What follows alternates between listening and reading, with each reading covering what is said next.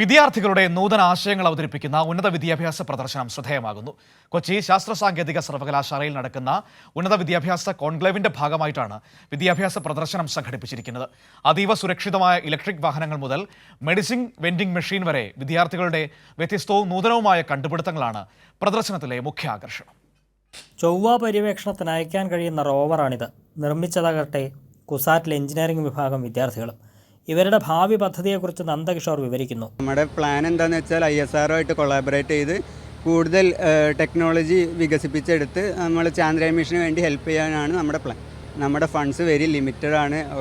If you can sponsor it be very grateful. അതീവ സുരക്ഷിതമായ electric വാഹനങ്ങളുടെ പ്രദർശനം മറ്റൊരു അത്ഭുത കാഴ്ചയാണ്.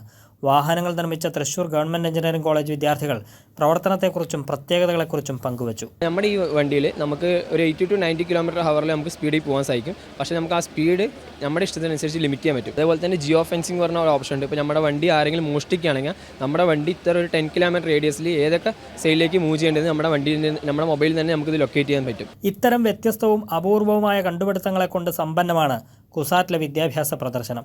വിദ്യാർത്ഥികൾ നിർമ്മിച്ച മെഡിക്കൽ വെൻഡിംഗ് മെഷീൻ, മാലിന്യങ്ങൾ തരംതിരിച്ച് സംസ്കരിക്കുന്നതിനുള്ള ഉപകരണം, പ്രസവ സമയത്ത് സ്ത്രീ ശരീരത്തിൽ നിന്ന് നഷ്ടമാകുന്ന രക്തം പുനരുപയോഗിക്കുന്നതിനുള്ള ഉപകരണം, സ്മാർട്ട് ട്രാഫിക് മാനേജ്മെൻറ്റ് സംവിധാനം, അങ്ങനെ പോകുന്നു പ്രദർശനത്തിലെ കാഴ്ചകൾ.